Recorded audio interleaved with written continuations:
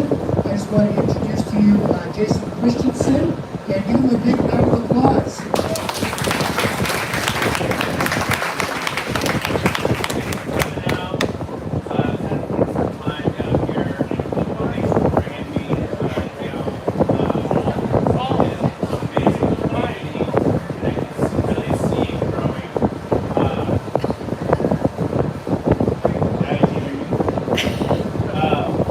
So thanks for having me be a part of that.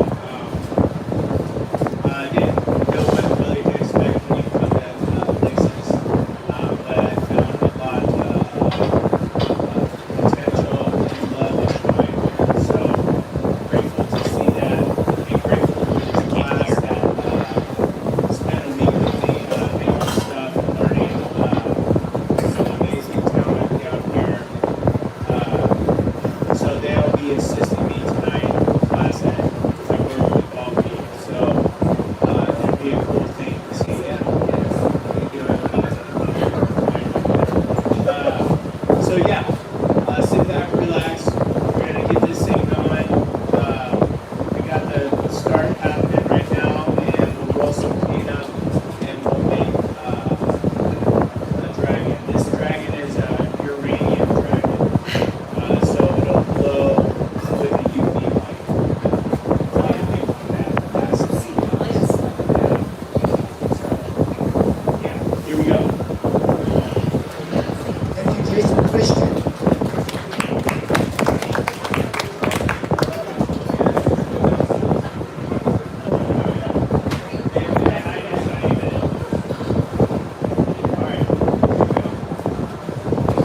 All right, my name is Paul Anderstout. I am the associate director here at the school, and I am going to stay away from that now. That's only a crucial piece of the whole resume. So, Sonoran Glass School is a nonprofit. I want to make sure everybody understands we are a nonprofit dedicated to glass art and glass art education. Has anybody never been here before? Is this anybody's first time? All right, so we got some newbies. Welcome. Yeah, give a round of applause. All the veterans are like, yes, fresh blood. Yes.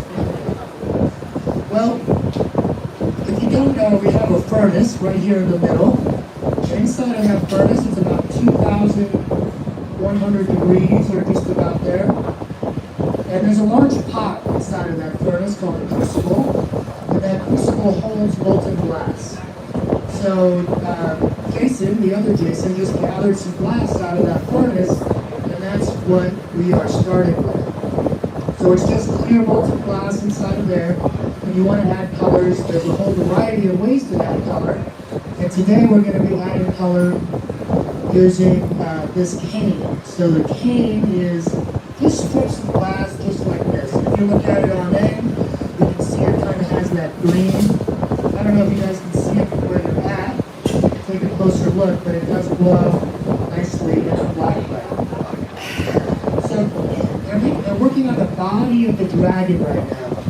They're going to be making the body of the dragon. Right now that is just clear glass. It's glowing because it's orange. I mean because it's hot. It's orange because it's hot. Not orange. You get it. You guys get it. Like I tell the kids we work with, you would look orange too if you were 2,000 degrees. Everything is orange at 2,000. So Jason just blew a bubble into that glass. The pipe that he's working on is hollow. So when you blow air down into it, it blows a bubble into the glass, and that's the glass blowing. Glass blowing is a relatively small part of the entire process. Most of it's going to be shaping, sculpting, heating, cooling, but there is a bit of blowing, and he's doing it right now. So he inflates that bubble a little bit. And it's easy to blow too much. When the glass is that hot, if you blow too much, that bubble wall will get very thin. And the thinner it gets, the less stable it gets. So he's trying to keep a little bit of thickness on there. He's trying to get the shape that he likes, trying to get the size that he wants to do this cane roll-up. can see this plate that's just been put out. This plate's going to be preheated if it hasn't already. The plate's going to be preheated, and then the canes are going to be laid out on this plate, and they're going to be heated up. So that for some people in the workshop, it was their very first time ever trying it. This is the very first attempt at Radicello by Lori, who's one of our glass blowers instructors. It's actually really impressive. It's a very difficult technique. And all these techniques have their origin in Italy. And Jason Christian's a relative master at these techniques. So it's been a real treat having him here, showing us his tips and tricks. So while I've been talking, that bubble that we were talking about earlier has cooled off a little bit. And the colder the glass gets, the more stable it gets. So right now it's not moving very much, but Jason is taking a gather. So he's dipping that bubble into the furnace, into the molten glass, and turning and taking what we call a gather. You can see when it comes out of there, it is now molten hot. That outside layer is so hot that it's dripping, it's stripping off some of the excess clear. You can hear it bubbling in the water. And now there's another layer of clear glass on the whole thing, so it's gotten a little bit bigger, the bubble's gotten bigger, and it is now much hotter, at least on the outside. Just letting it set up a little bit. I think it's just going to give it a little shape. So Jason is right now is using a very high-tech tool. We call it the newspaper. It is literally newspaper. It's been soaked in water, which is not an unimportant detail.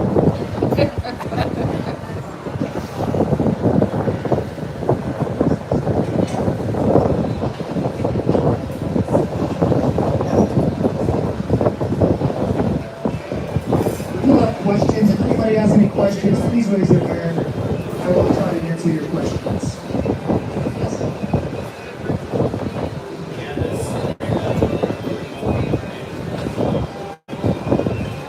Great question. So the question is, what's the difference between shaping it with your hand with the newspaper and shaping it with the block? So that thing is called a block. It's made out of wood. And the difference is that the block is one shape. So if you use the block, you're going to get bad shape. And the block is the most useful just to make the glass even and centered. In that case, the glass was already even and it was already centered. So he just wanted to give it a little more taper, make it a little bit longer than the block would allow. Great question.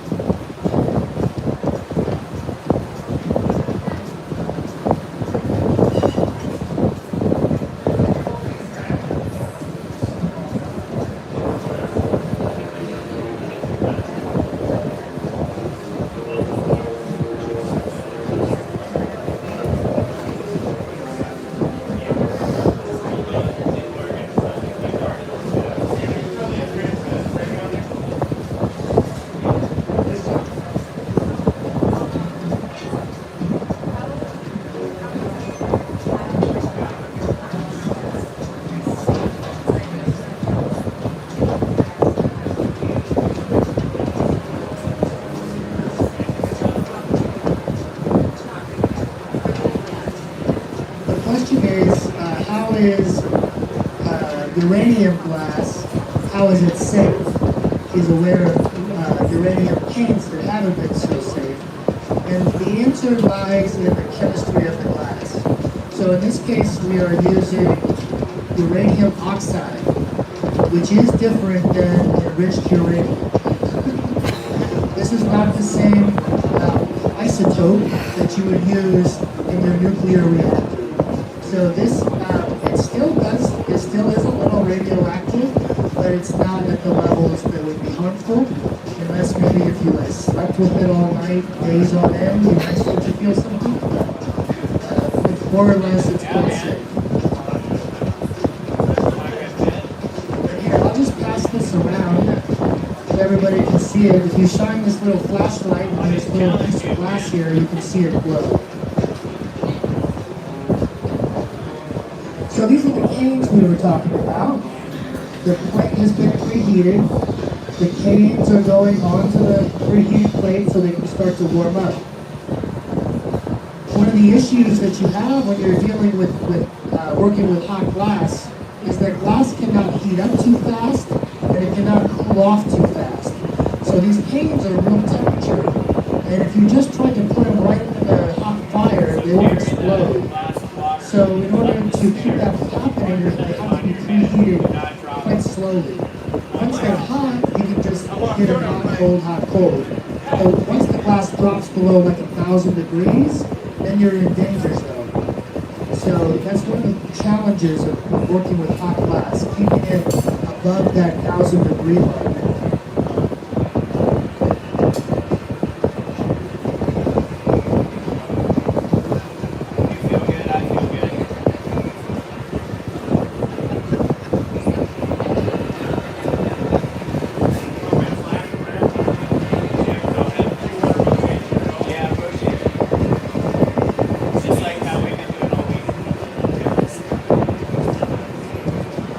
So now that those canes have preheated a little bit, they go right into the glory hole.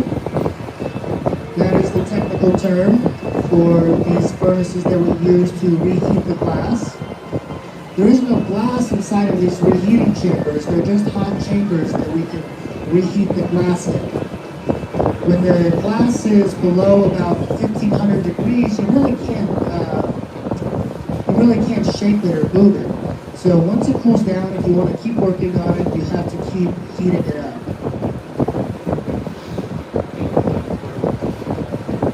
So the canes are getting hot.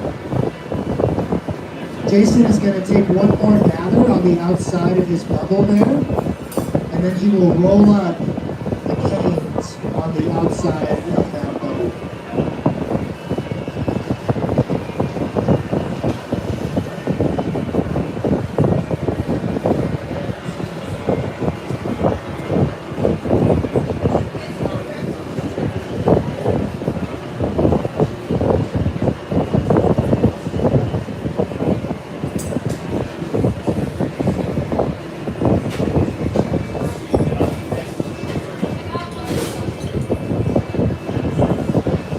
So we're flipping the plate here to make sure that the temperatures are more or less even. The heat inside of the glory hole is not 100% consistent. There's a hot side and a cold side. So we flip it around to make sure they're nice and hot.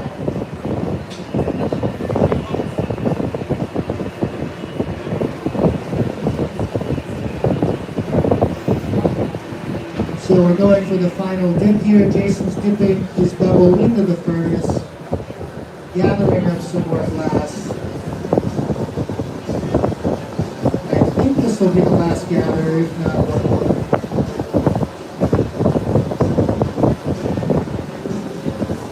So he's stripping off some of the excess. This is also a very good way to get the bubble wall nice and even by letting some of the glass drip off, so you're just left with a nice hot skin. Now the canes are nice and hot. They're going to get a little squeeze here, just to make sure that they're all tacked together. Kind of squeezing all those little canes together. And that basically forms a sheet of canes.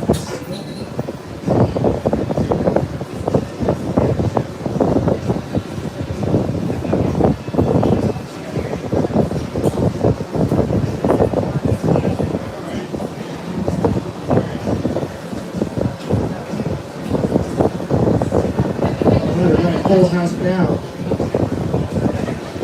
Love it when there's a lot of people in here. Getting all these glass enthusiasts in one place just creates a tremendous energy. Drives the fire marshal crazy, but I love it.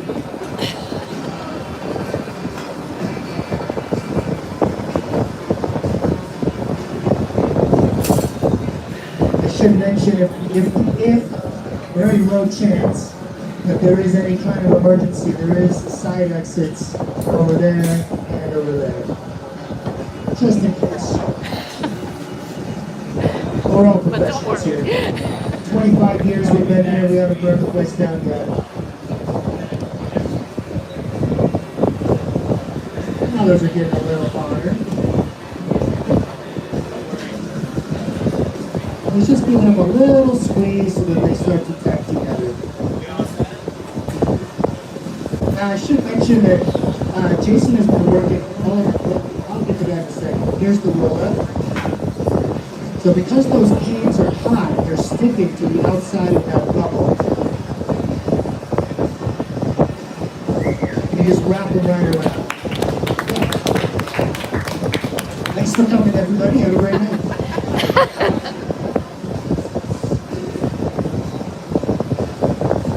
I have a little superstition that if you clap before the piece is done, you essentially curse the piece.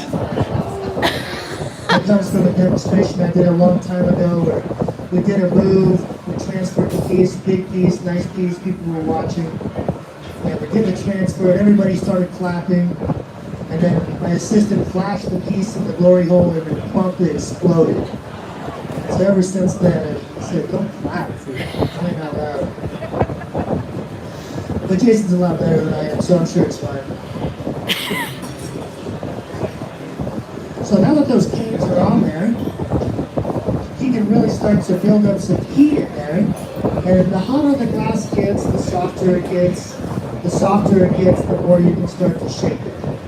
So take a look at it now and just try to remember what this looks like. Because in about a half an hour, 45 minutes, an hour, it's going to look completely different. Glass blowing is a little bit like a magic show. You don't really know where it's going until it's done.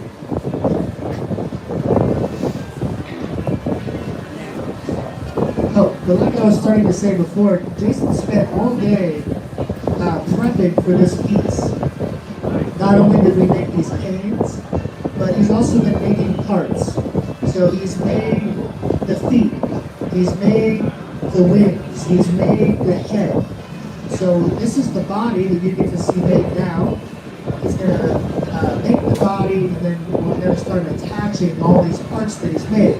And all these parts are in this box behind me called the garage. And this is just held at a stable temperature of about 1,000 degrees. Jason.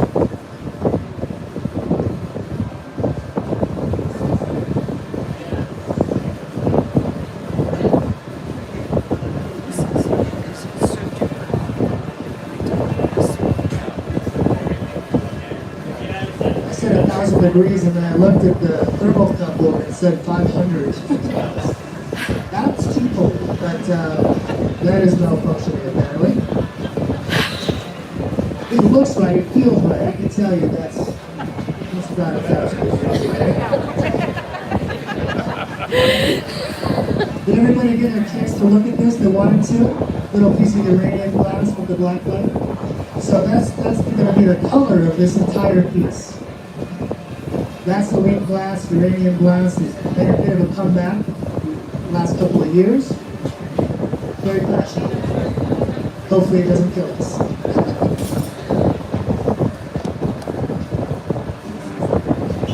So right now Jason is using the quintessential glass blowing tool called these jacks.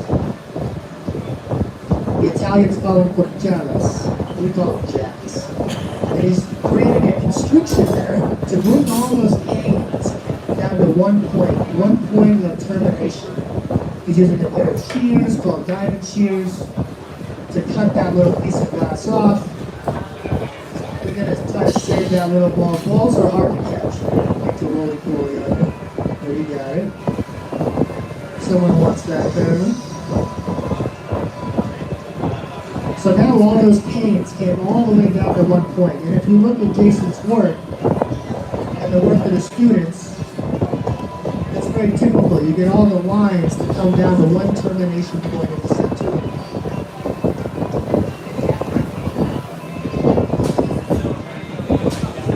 Jason's from Seattle, so he brought the rain with him. He can bring it in for the rain. He started blowing glass when he was 19. He's not 19 anymore.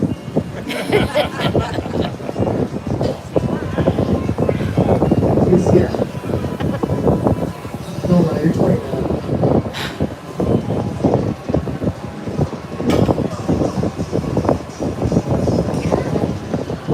Yeah, Jason didn't go to school for glass blowing. He just got a job at a factory, a glass blowing factory called the Glass Eye in Seattle, which is a well-known factory with a lot of great glass blowers have gone through there.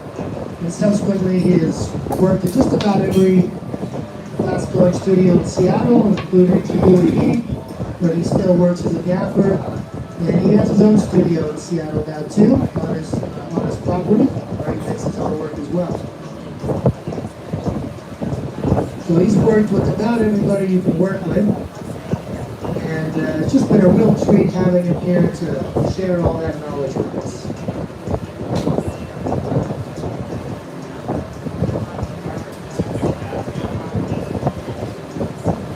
So as you're watching all this tonight, I did mention already that we are a nonprofit 501c3, and we earn about 70 to 75% of our income. But the rest of our budget is dependent on grants and on donations.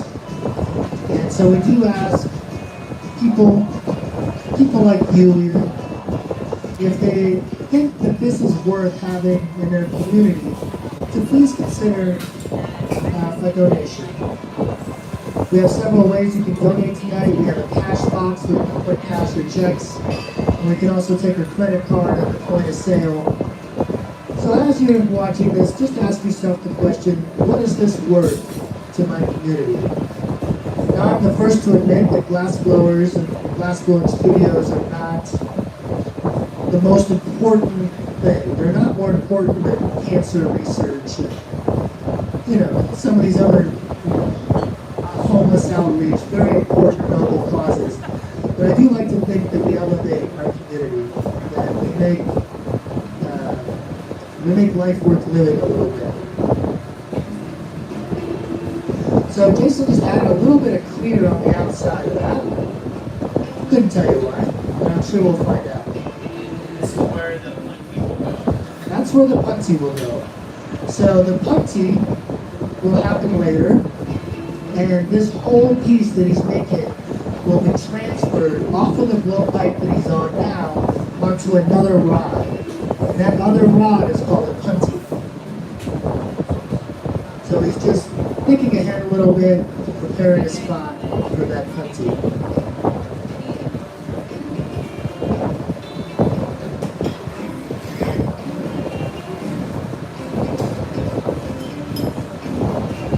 On the subject of donations, if you'd like to consider giving a large gift, and you would like to talk to somebody about it, you can certainly see me. I'm the associate director, or you can see our executive director, Deborah Brzezinski, who's right over there. She deserves a round of applause. I think she's celebrating her 1 year anniversary. Her 1 year anniversary, so we're very happy to have Deborah. Last year, yeah, the years fly by here. I tell people I started blowing glass. I looked up and 10 years had gone by. And that was 15 years ago.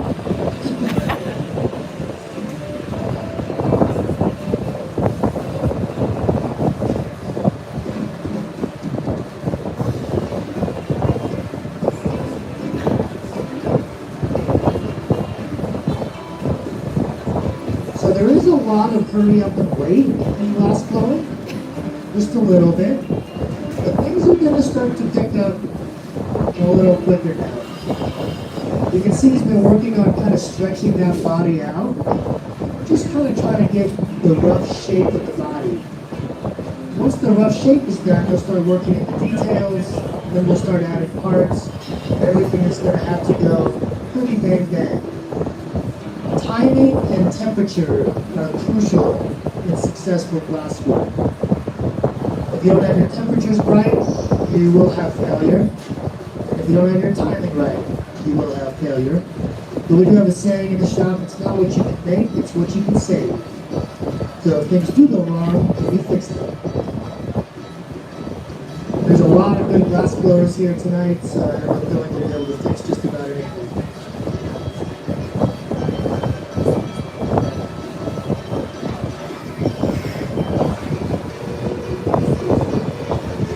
So especially when you start working at scale like this is a pretty good sized piece already. You really do start to rely on assistance. So glass blowing is very much a team sport. And that's one of the cool things about glass and what we do here at Sonora Glass School is we use glass to teach a whole variety of lessons, not only about glass, but about teamwork, about communication, and about helping each other.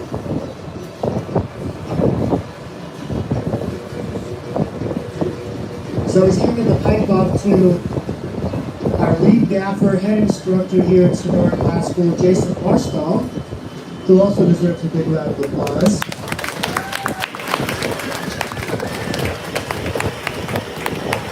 He's been facilitating the hot shop all week this week, making sure the participants have everything they need, that the shop is running well. And he is also an ace glass blower.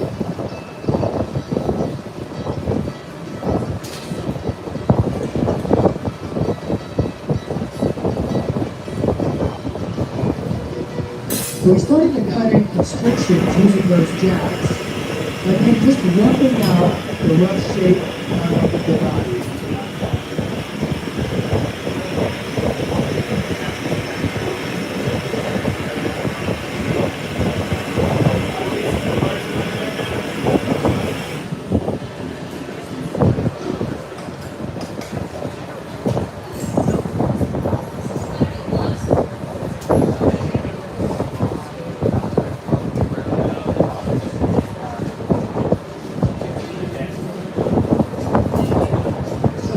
Constriction you just made is going to be the neck that was dragging. So the bottom of the piece that's furthest away from him and the blowpipe, that is where the head will go, eventually. So here he's using those jacks again to create another constriction right at the pipe head. And when the time comes, that's the constriction where they will break the piece intentionally to remove it from the pipe. Now not only do we have the glory holes to keep the piece hot and keep the piece, but we have a variety of torches. A hot fluffy torch, and a hot propane torch, and these can be used to add heat where you want it.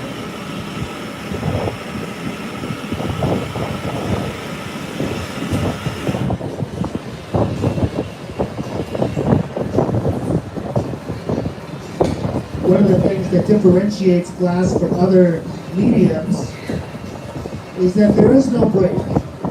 Very little break. Once you start a piece like this, you're in it to win it. You can't set it down, get a cup of coffee, think about it. You have to see it through. Because if we just left that piece alone for even just a few minutes, it would get too cold and it would start to crack and break.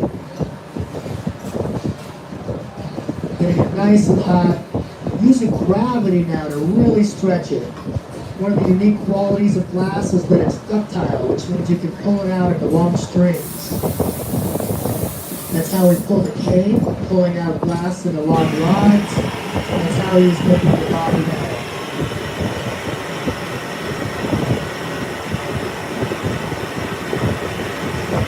You notice that we're always turning the pipe. Gravity is always at play. Gravity is a constant. And in case when you stop turning that piece right now, the whole thing would start to bend and fall. But as long as you keep turning, and if you turn at the correct rate, then the piece will stay on center. So a big part of being a successful glass blower is knowing how fast to turn, depending how hot the glass is. You can imagine that gravity is a constant force pressing down on the glass. There is a constant rate of turn that will keep that glass centered. And we are always in search of center.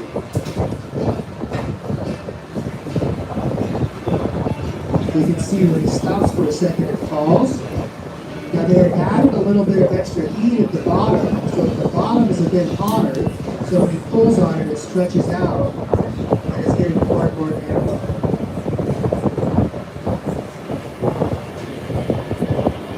When the glass is really hot, you can use shears just to cut right through it. You can also use the cold steel to make little prints, so that when you hit it like that, that's where it breaks.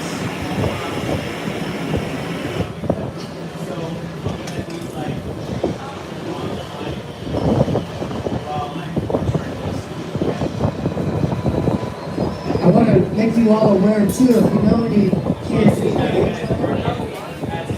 8 to 18, so any juveniles, we're doing a project, a fun event called Drawn to Glass. And Marika, our programs director back there, who also deserves a round of applause, yes. She's holding up one of the forms, and if a juvenile, if a kid makes a drawing on that and submits it, we may make it out of glass. We have a sample we did already, a little hamburger man, super adorable. And so if you'd like to participate in that, please see Marika up there at the front for one of those forms. Oh, there's the hamburger man. Marika's holding the hamburger man right there. And you can see the accompanying picture. So that's a super fun thing we're doing, and we invite you all to participate as long as you're under the age of 18.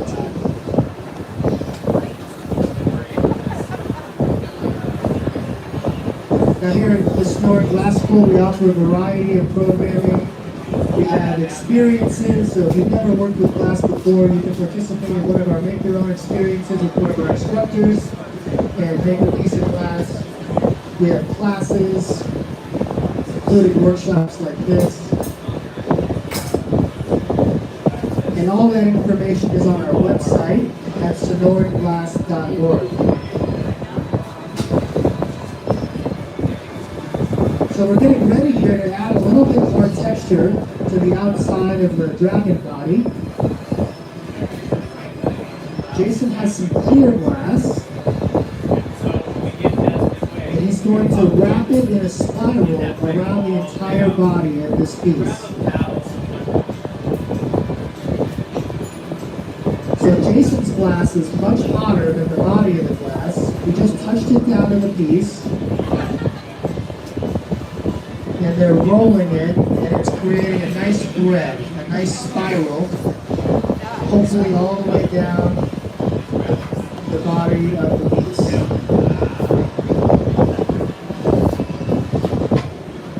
Just the high side.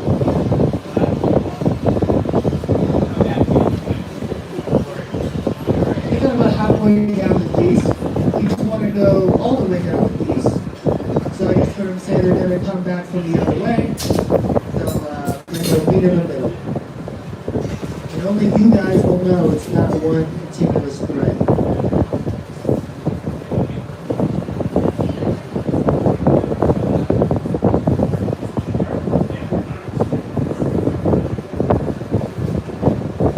So again, timing and temperature.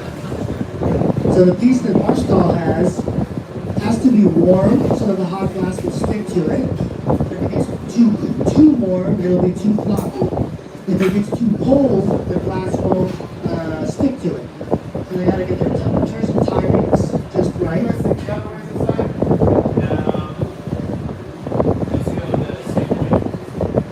And then Jason Christian's glass has to be real high. It's gotta be molten enough that it will pull out into a long thread.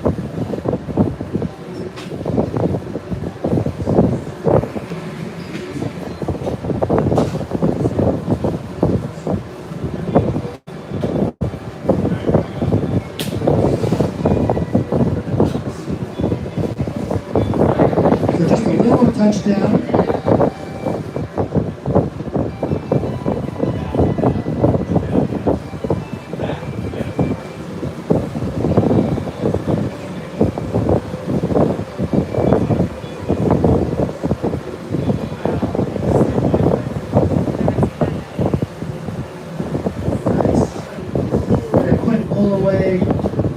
then breaks the glass now as a thread all the way around. And that's going to add another dimension of texture to the outside of the piece and interest.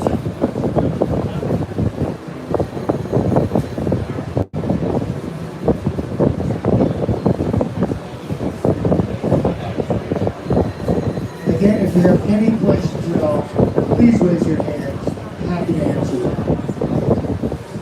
That's it. Hi, Dan. What's your question, sir?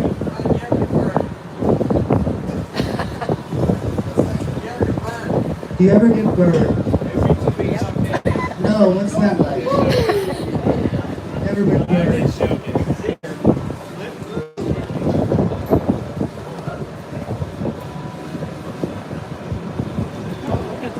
Yeah.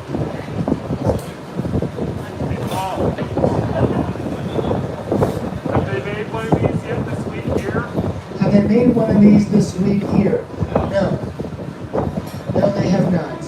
This week has been focused primarily on vessels and on cane work. And this is the first dragon that we've made this week. So you can see he's just put a nice bend in there, which makes it really easy to work with now. As soon as you start working with off-center shapes, the complexity increases by a lot.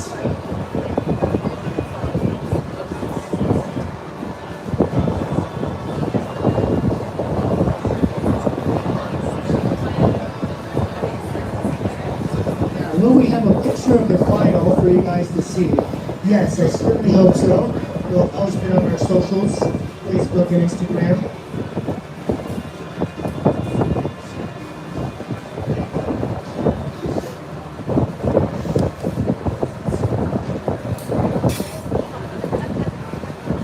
Using a variety of tools to get that body shaped the way we want it. I don't know if you can see it, but that bubble is still on the inside there, running its way through the piece.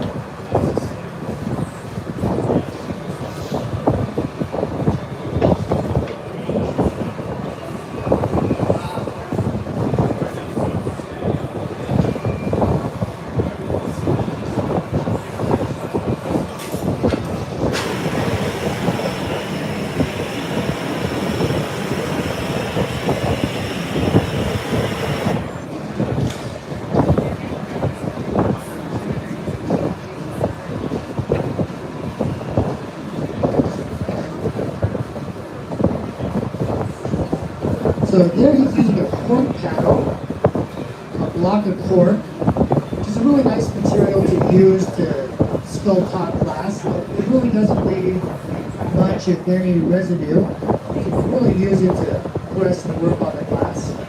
Like I was saying, temperatures, a big part of being successful with working with glass is knowing what the glass is doing at different temperatures. So if that glass was any colder, you couldn't be moving it around like that.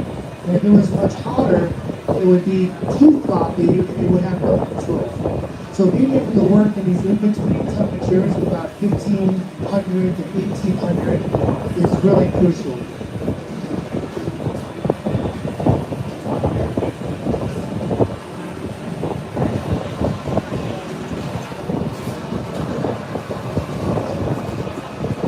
I do see some board members in the audience tonight, which is awesome. If you're a board member of Sonoran Glass School, would you raise your hand? We got Tracy, we got Sarah, we have Allison. Give them a big hand, please. Oh, and Mark Lopino, who's currently on the World Cup. So it's a real team effort here at Sonoran Glass. A lot of people coming together to make this place work.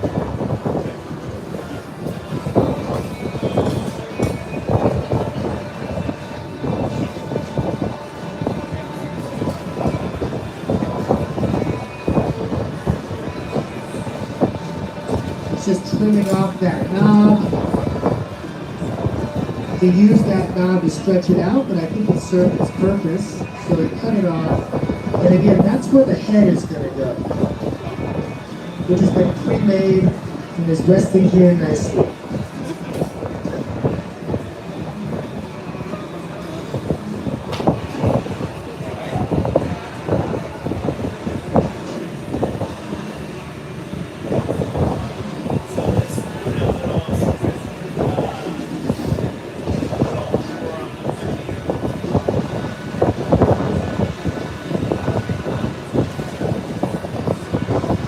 So it looks like they're going to transfer this body before doing much more of any other detail.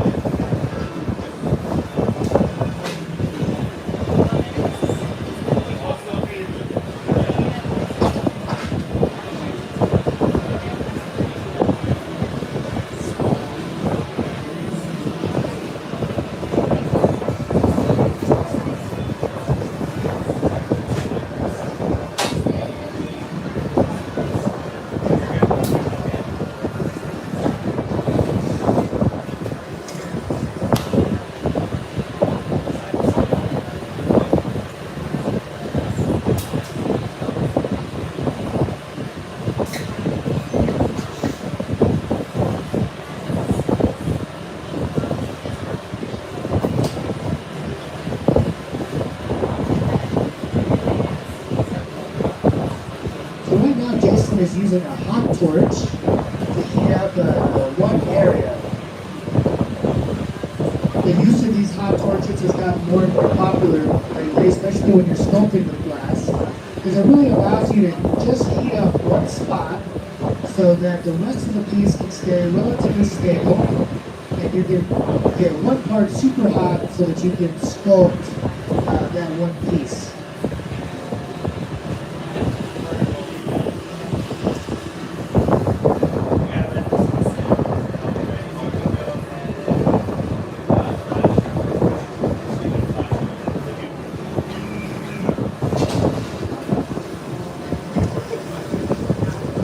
So because they preheated that one area, they just flashed the whole thing. And now that one little area is just a little bit hotter than everything else. So that's where it goes.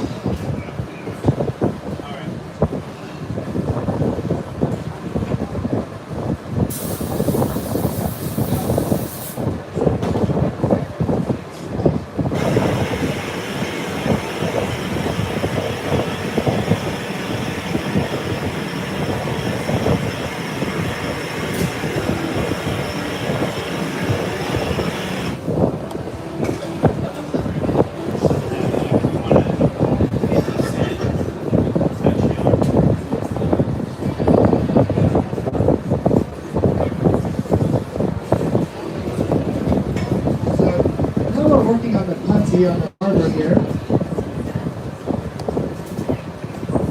It's got a cold center and a hot outside. And the whole piece will be transferred to that putty. Jason was just using compressed air. Compressed air can be used to cool the glass. So if the glass is too hot in a certain area, you want to cool it off in a hurry, you can blow it with compressed air.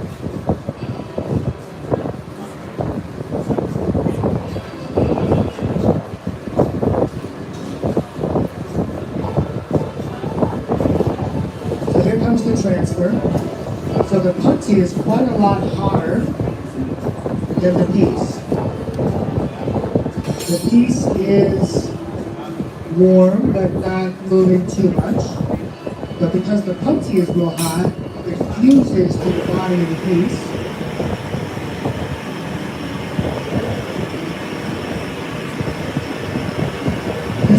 torch to keep that area warm because it's about to break it at the pipe bed. He doesn't want any cracks to run down the body of the piece.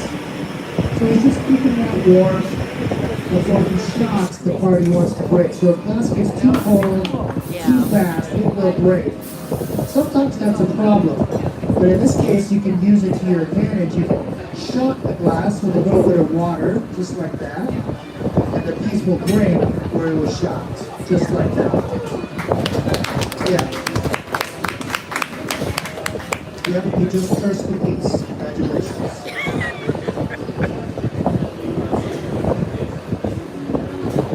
Not good, it's okay.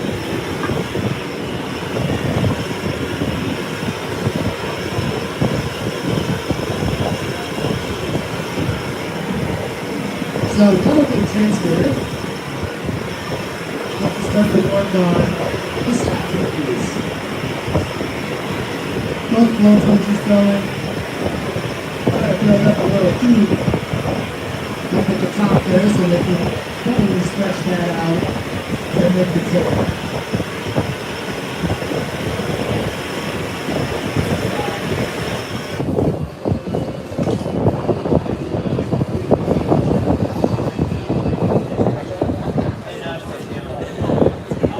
Again, any latecomers, if you have any questions at all, something doesn't make sense, please raise your hand and I'll answer your question.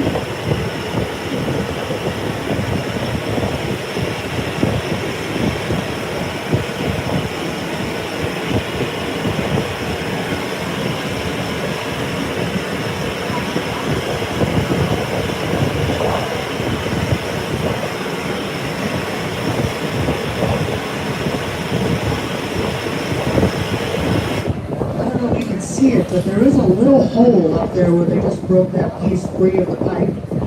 That's where the bubble came out of the pipe. And working on a piece like this gets more and more complex because you're managing the different temperatures of all these various pieces that are going to start to come together. You can't let anything get too cold, and if you want to shape something, you got to get it hot. So keeping parts stable while you're heating other parts, it's quite tricky.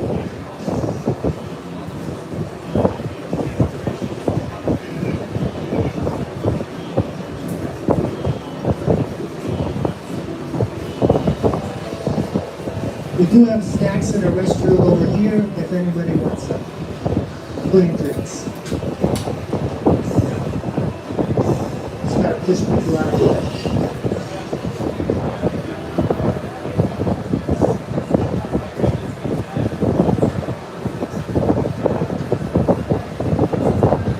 If you were late joining us, these are some of Jason Christian's pieces right here.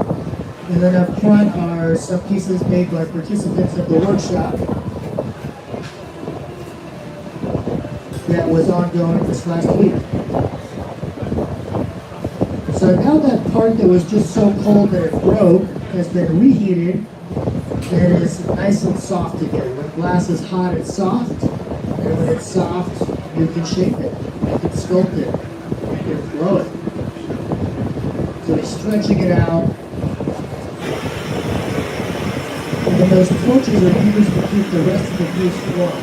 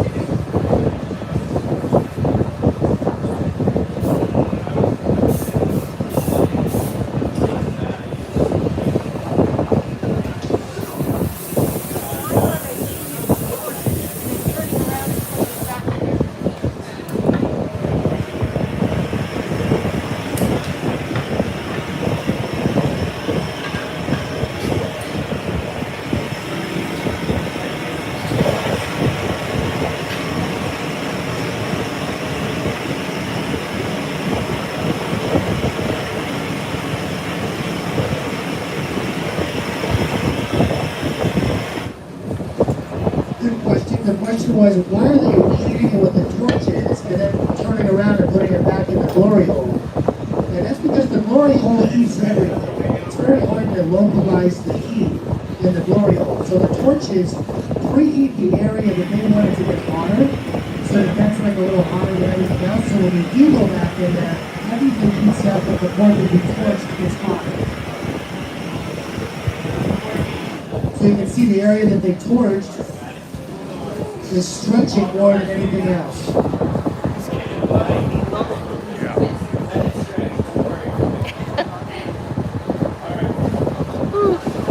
Really stretching it out here.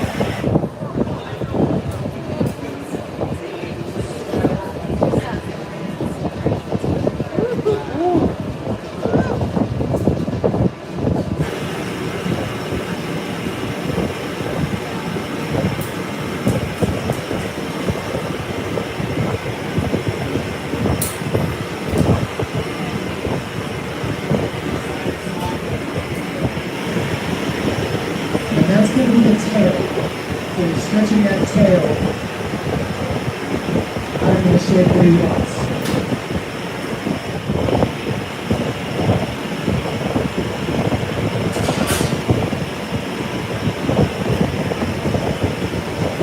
Now they're torching that area because that area is at risk of getting too cold. If the back end gets too cold, it'll start to crack. So sometimes you use the torches just to keep certain areas warm. Now remember, just a few minutes ago when I asked you, remember what this looks like? That's the same piece. You've watched it transform before your eyes.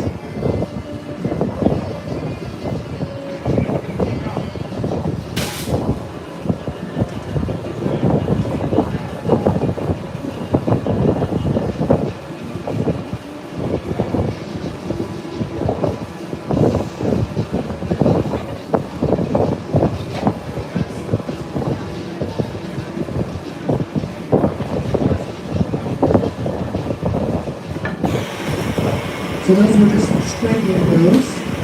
Once you kind of got the general shape you wanted, that S shape, you just kind of straighten it up a little bit, getting it where he wants it. Now he's using the hot torch to keep the very tip. And I imagine he will put some final details back there. At least for the tail.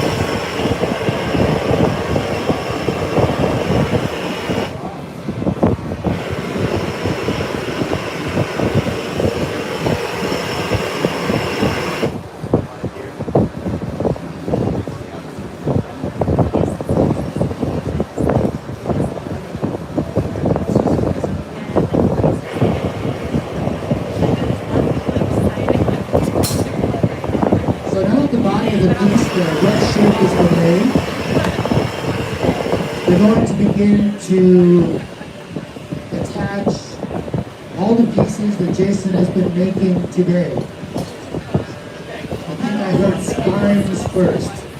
So there's a bunch of spines in there. Getting staying warm. They're getting organized right now.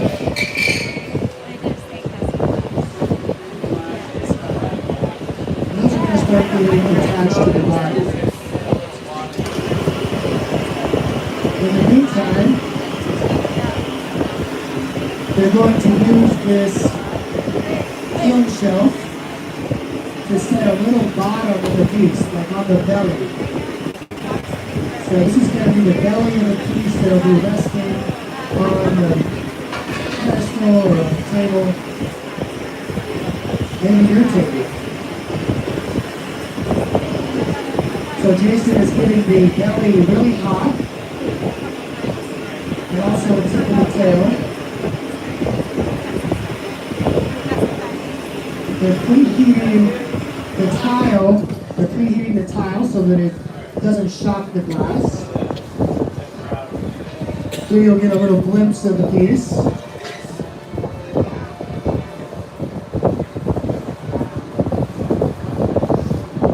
Using the cork paddles to press it, balance it, so that's where it will sit. So now there's a little flat spot there to facilitate the sitting.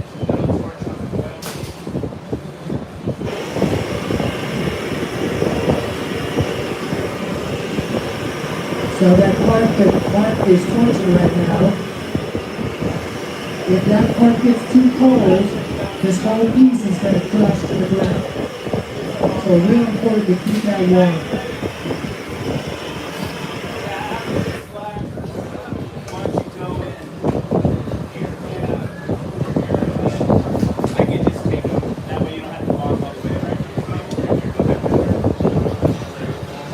You know, they're coordinating, they're timing, their temperatures. Communication is such a key part of successful glass working.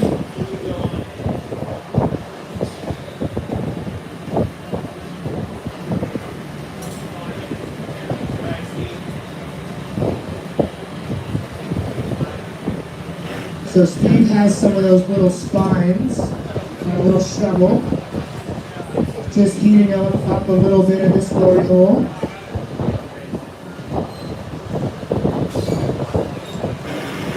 And then Jason is cooking them up. He's going to heat them up a little with the torch so that they're nice and hot, so that they will fuse wherever he sticks it. Which in this case is right there. So if the glass is hot enough, it'll stick together. It'll fuse. That was spine number 1. Now, I only think there's 10 or 11 of these. Maybe 12.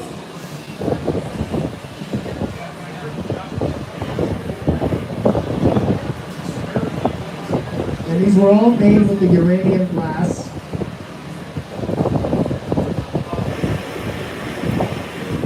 Which is slightly deceptive. It's interesting. The uranium glass, when it's hot,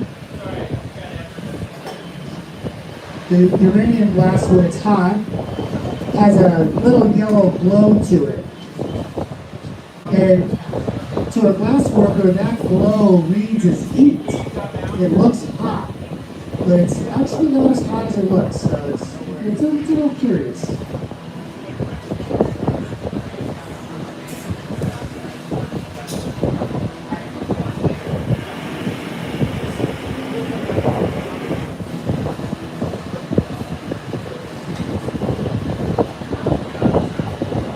Again, heating the spot that he wants it, sticks it, and then right away, back into the glory hole. Because even though those parts where he's fusing it is super hot, everything else is getting cold. So managing all these temperatures is where you really earn your money.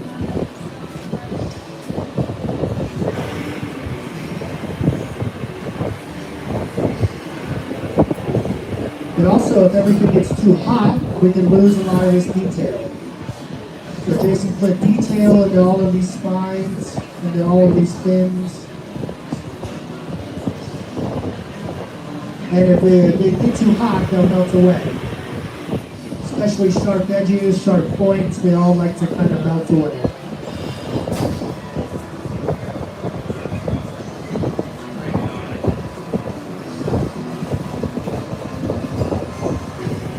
It's here.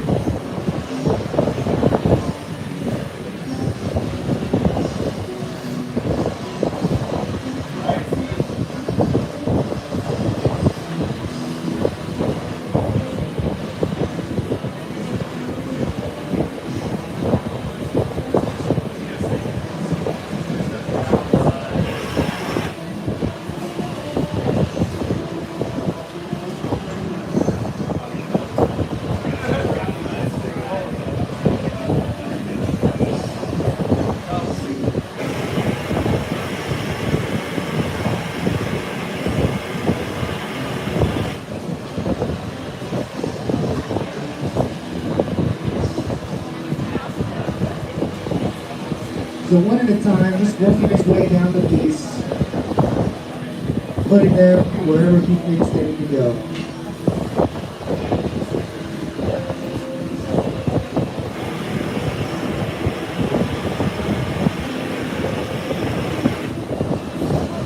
These are the smallest parts we have in there. The parts get bigger and bigger and more complex and more complex. It's a good rule of thumb to do the simple, small parts first. And then, especially if there's a lot of them like this, and then do the larger, more complex ones last. So you do those and then you're done.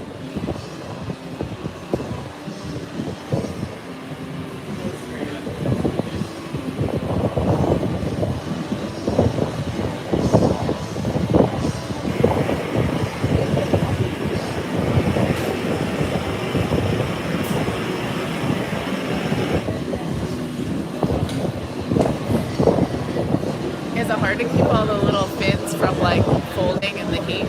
You know what I mean? That's a great question. Is it difficult to keep all those little fins from folding in the heat? And the answer is yes. If they get too hot, they will start to deform and fold. So keeping it warm without getting it too hot is crucial.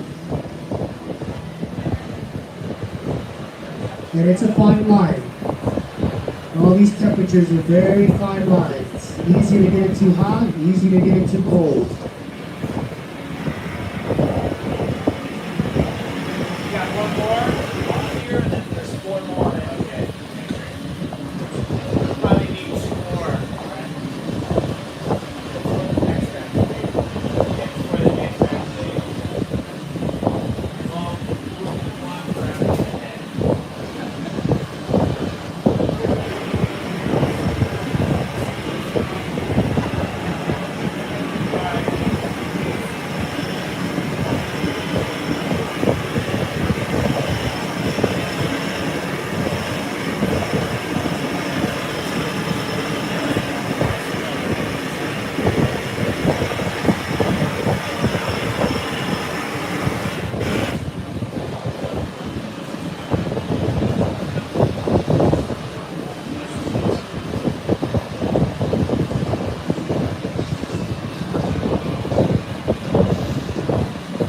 Did any of you come to our demonstration last week?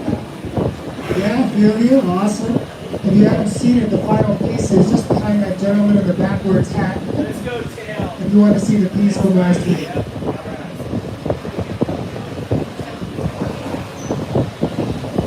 And then we have another demonstration exactly 1 week from tonight. You all are invited. That should be a banger too.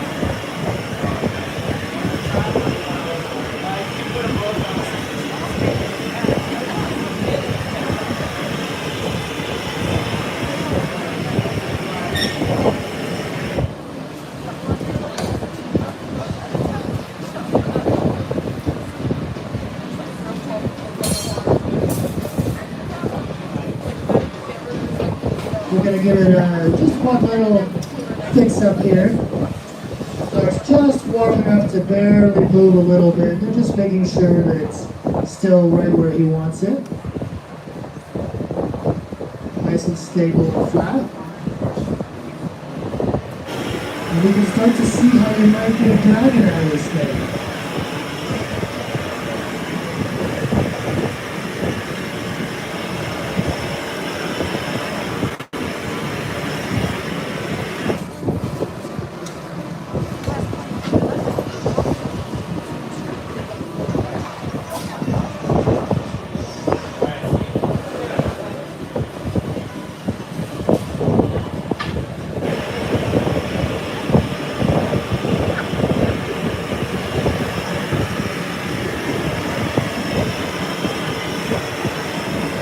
We have some slightly larger spines.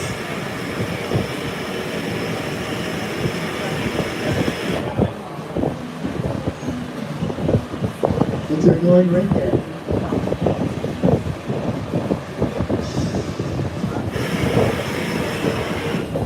These are the tail pieces.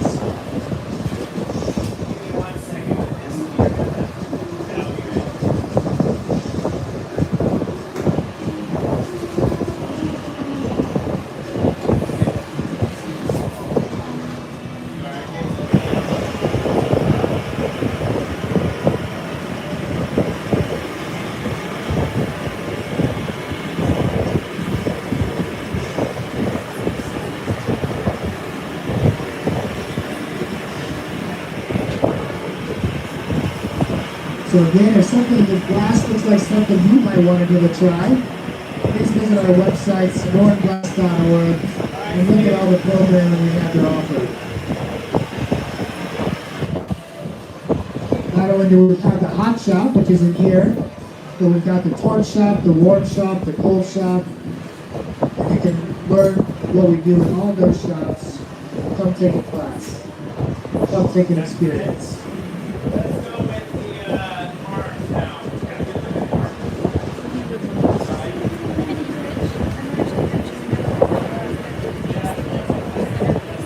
There goes the final tail detail onto the tail. And that's looking awesome. Wow. Now this dragon has some arms with claws, and those are coming up next. And again, Jason made all these parts today. He worked for 6 or 7 hours just making all these little parts, knowing where they would go. A lot of times people ask us, do you know what you're going to make before you make it? Which is really just a polite way of saying, do you know what you're doing? And this is a good example of yes. We know what we're going to make before we make it.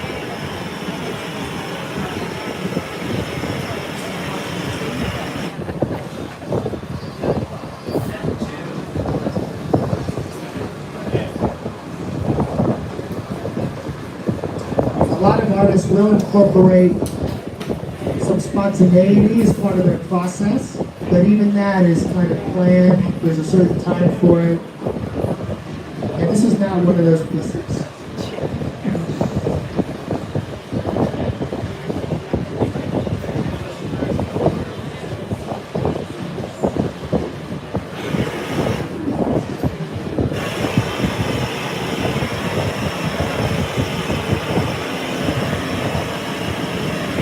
Just with these three gentlemen right here, there's about 75 years of glass blowing experience working on this piece. So a lot of times people ask, well, how long did it take you to make that?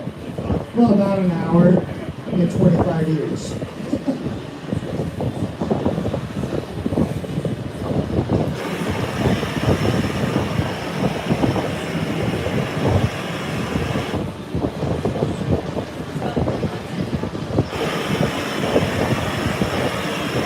So again, Jason is opening the spot with that hot torch where the arm is going to go. In the meantime, Mark is just keeping the rest of the piece warm so that it doesn't break. Because if all those little fins and all those little details, if those get cold at this point, they will start to crack. It'll be a big problem.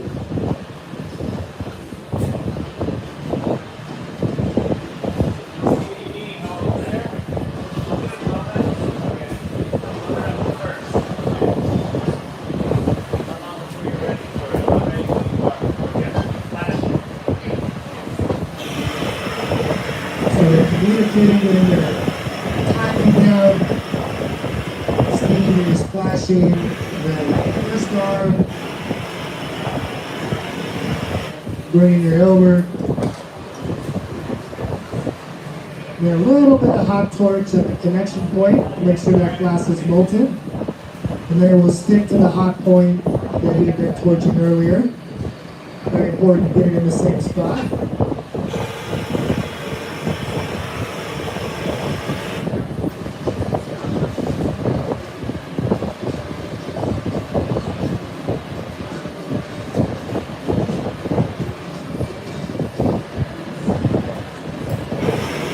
Number one.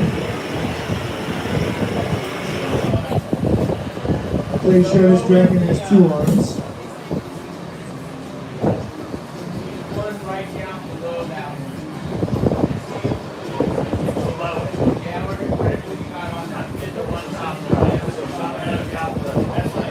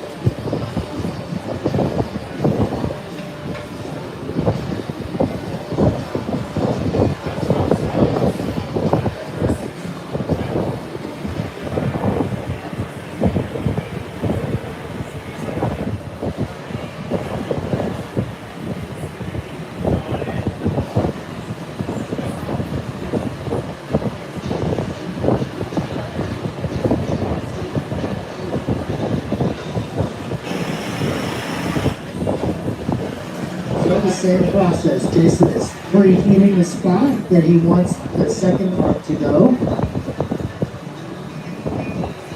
Steven is waiting for the word.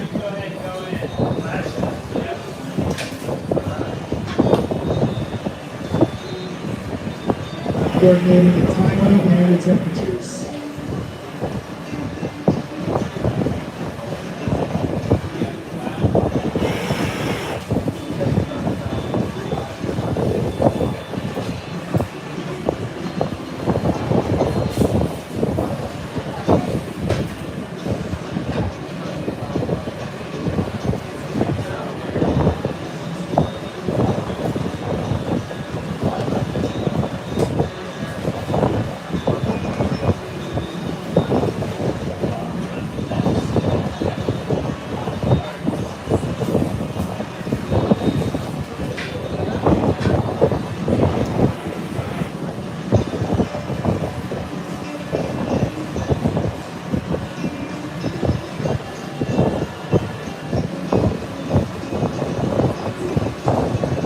Number two has been attached. I misspoke earlier. I think I said there'd be two arms on this dragon. This dragon's going to have four arms. Of course, dragons have four arms. Oh, they have five.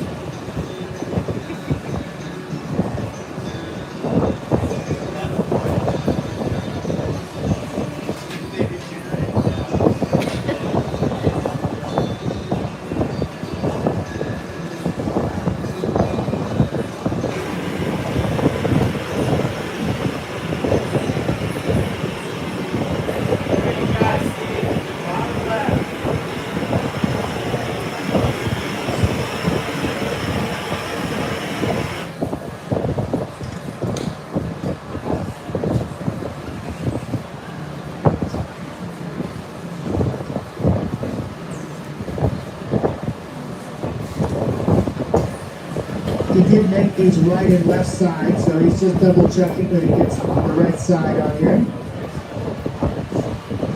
Literally the right side.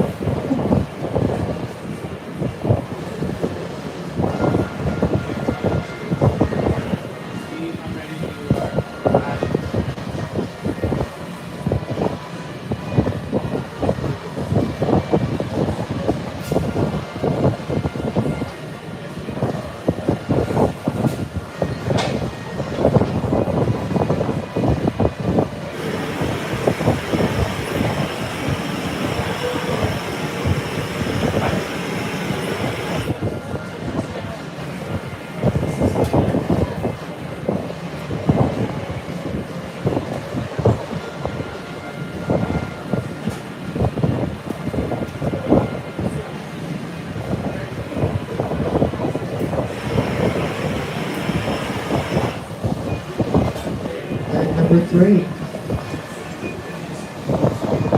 So those moves aren't quite crucial. If the glass isn't hot enough, and you stick it on there, it may stick on there temporarily, but there could be a risk that it could crack or break off later if it wasn't put on hard enough.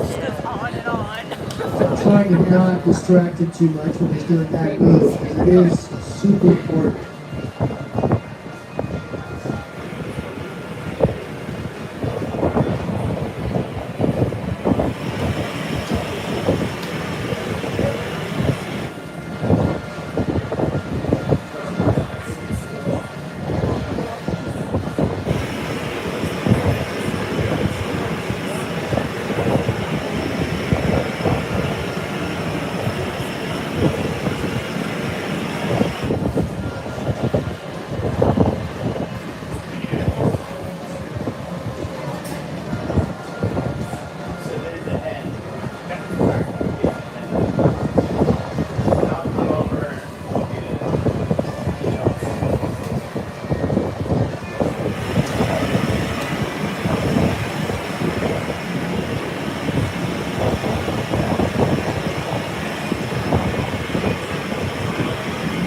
So again, trying to keep the whole piece warm, not letting any part get too cold. You want to heat up the little parts that they want to work on.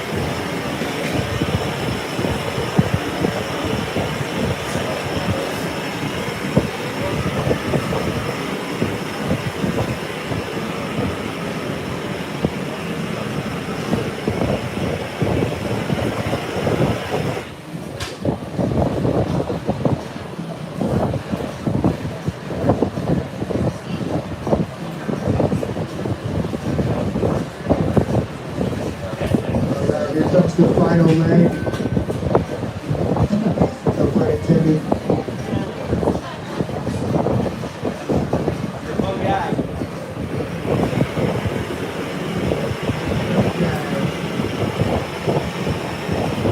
And the last leg is made.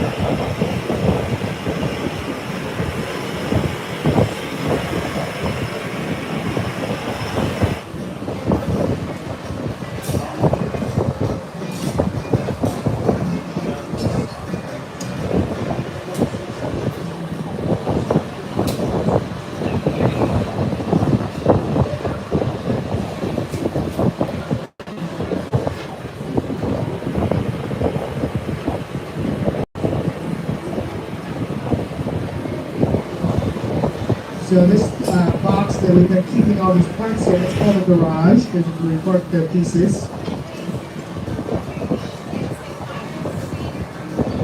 And inside of that garage is a head. And the garage has a hot side and it has a cold side.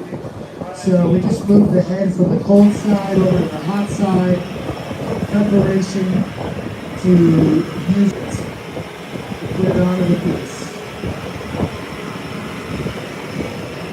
In the meantime, Jason is torching and adding the final details to the tail. So a nice little point.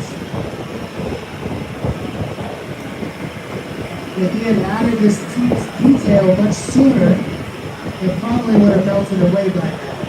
But now that we're nearing the end of the process, he can start to add fun details and they're more likely to stay.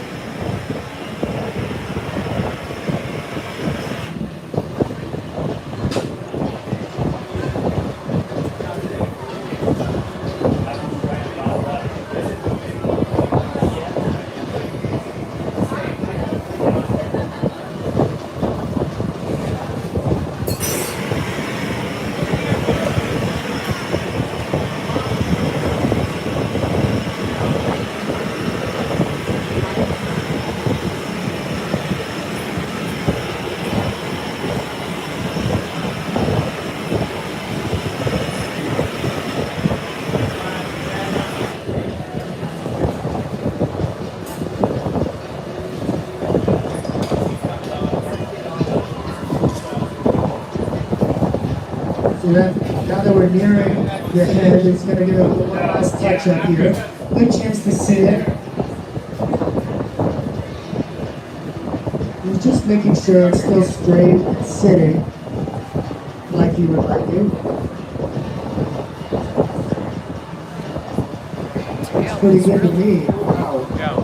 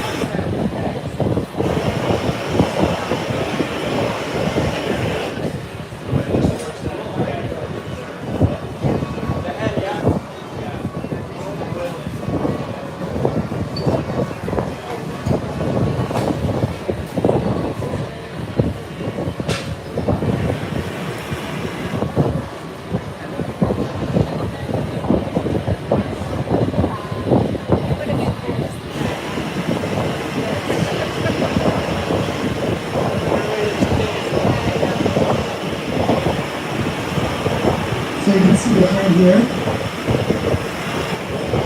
Not Steve's putting. And this head is at a very precarious temperature range. It's just above cracking. We've been heating it up a little bit, so it's a little more in the safe zone. But especially when you first come out of that garage, it's a little dicey, but I think we've passed the dangerous spot. It's also designed to very easily come off of that pipe. It would break off of there with the slightest little tap. So everybody's being very gentle with it. Over on the body, they're keeping the tail warm. They're preheating the neck where the head will go with a hot torch. Try to keep everything else warm. It's all going to come together here in just 2 moments. When the time is right.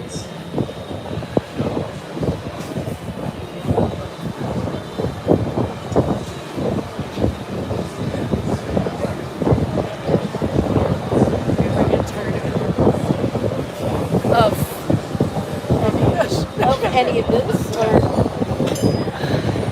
I know I can do that. I need my time, but I love to watch the video. It's like a fire. Yeah, I'm a pyro. I don't think so. So no, I really don't. So over here, Jason is preheating the connection point on the head. We are also preheating the connection point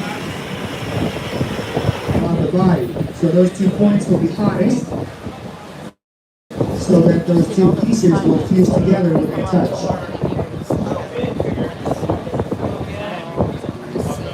We're about ready over here.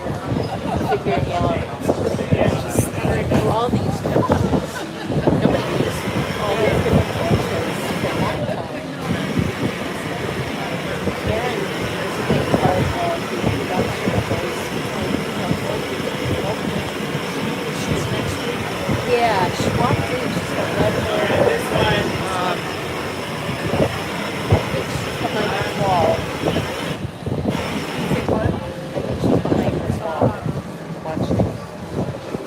Go for it this time. Very tall word.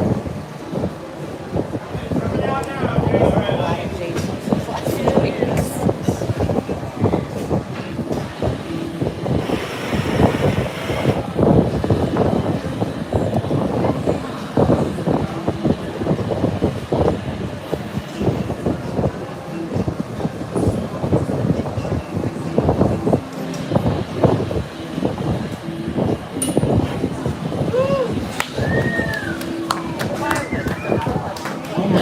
Hold on.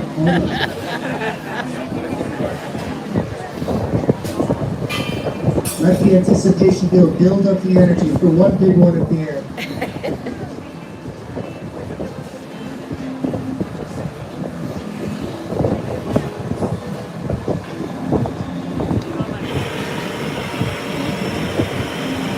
Small adjustments. Yeah, this morning too, I didn't use rods. And that's all today.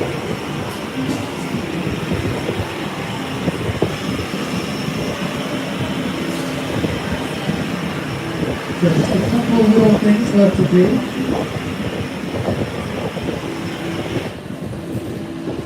I think he's going to clean its nose a little bit. There's just a little bit of glass left on the nose where it was attached to the putty. So he's going to use the hot torch and some tools to clean up that area. And any other final details he wants to add?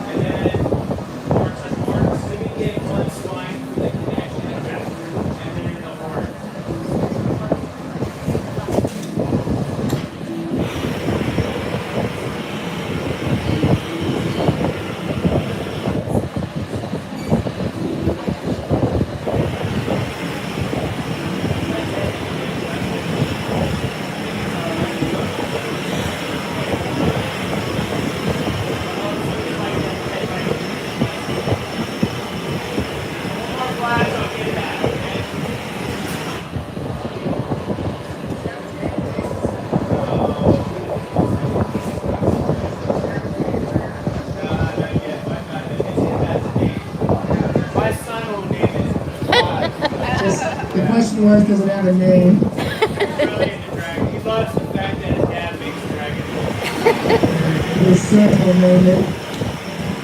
His son loves the fact that his dad makes dragons.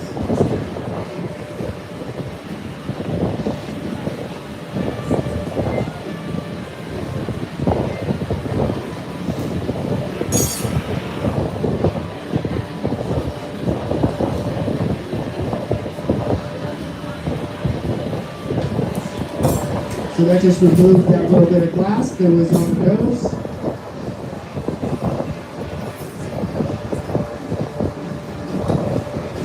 And there's just a couple more little pieces to add. Spine, horn. And this is where it gets very critical.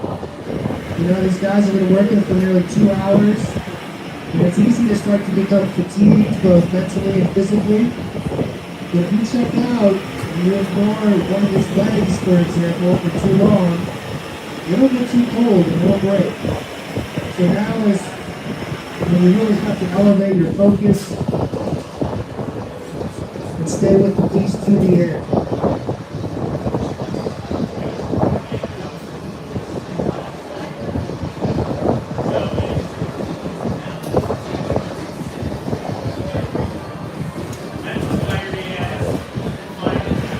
Wake up. Stay focused.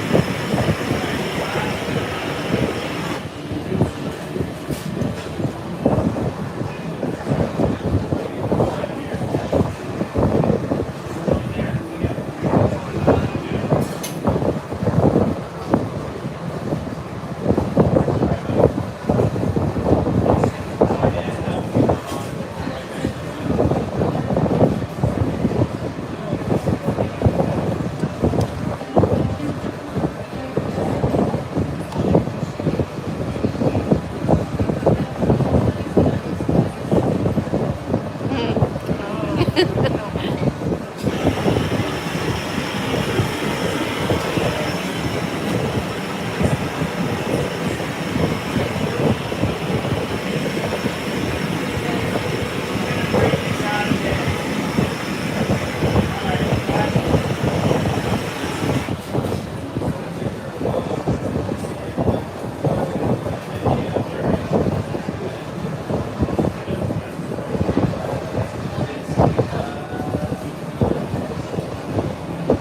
have the question what a piece like this might retail for about $9,000.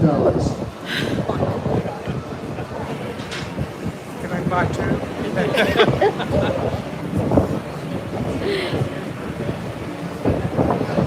Or more if you want. You can see how much goes into it. 5 guys working their butt offs with a lot of experience, all the resources to melt the glass, to heat the glass, to cool the glass slowly.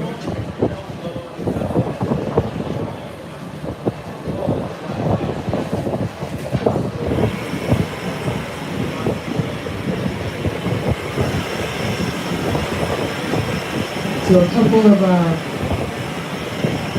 couple of detail spines here, just to help cover up the connection a little bit between the head and the body, so it's a little less obvious. Cover it up.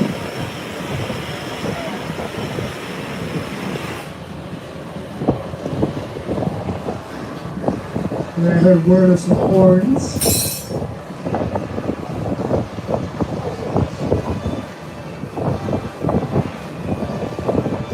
But again, it's not worth anything if it doesn't make it into the annealer. So this is where everybody has to stay with it. It's not done yet.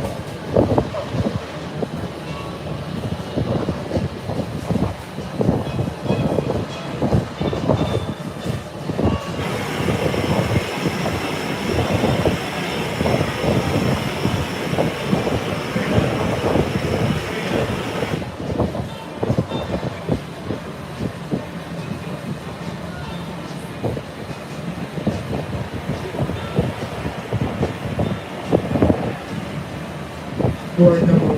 Board number 2.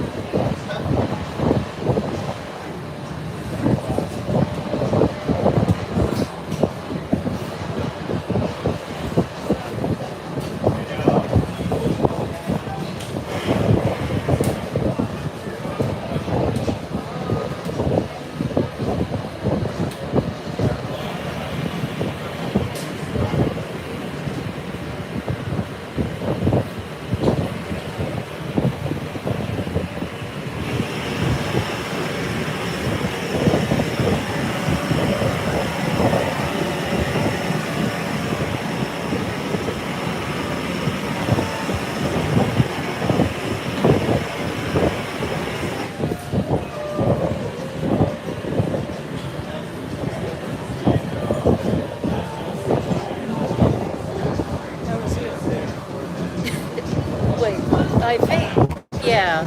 If they have both worked. Yeah.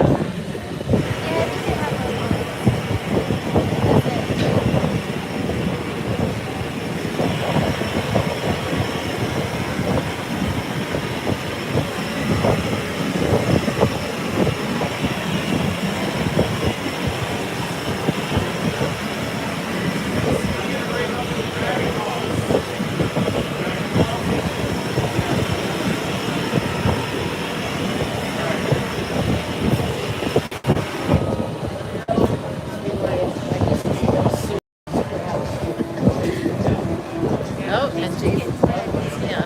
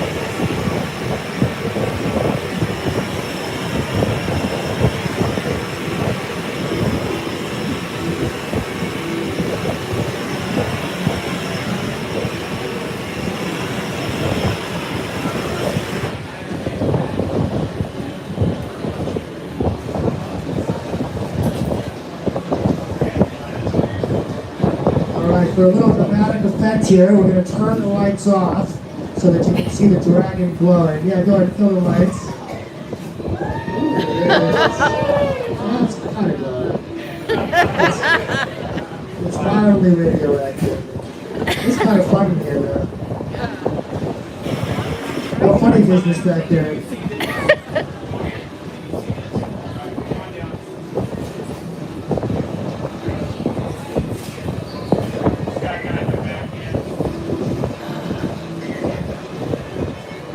That's cool.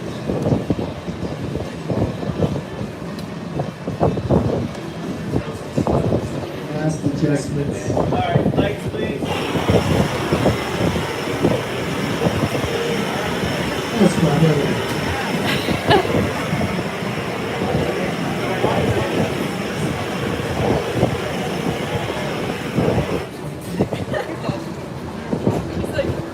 So now for the final process here, we have to break it free from the putty and immediately place it in an annealer, which is another kiln at about 950 degrees.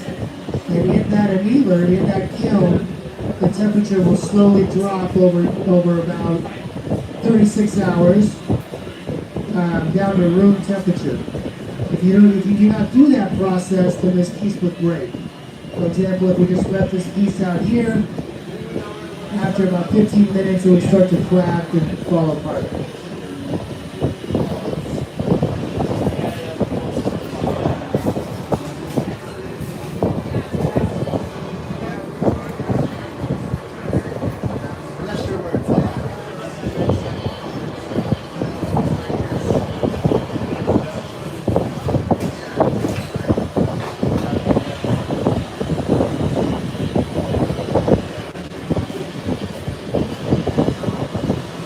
So this break-off move is one of the most delicate parts of the entire process.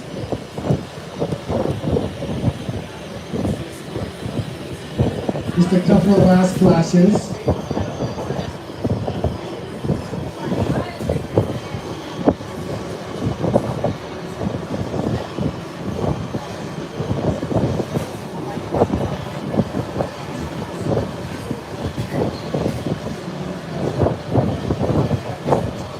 So you can see Jason Marspell is all geared up, while Jason Christensen is creating the breaking point.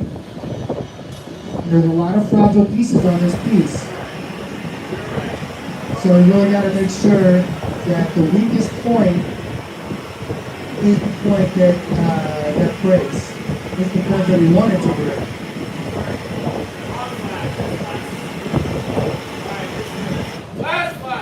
Last flash.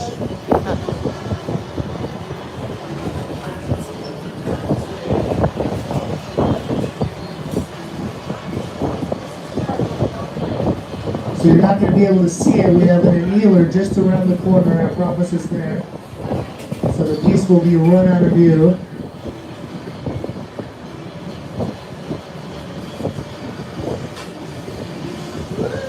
Ooh, don't get many of those.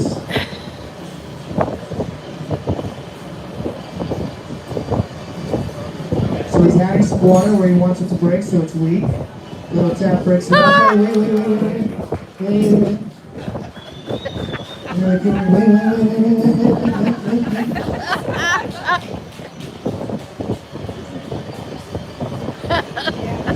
Now, there we go.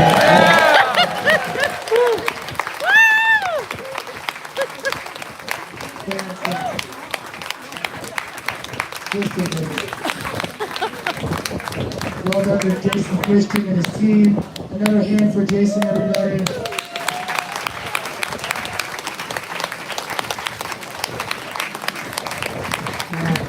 Another hand for his team, Steve, Mark, Jason, Hogan, Canada, and the rest of the class. Come on, hand, folks.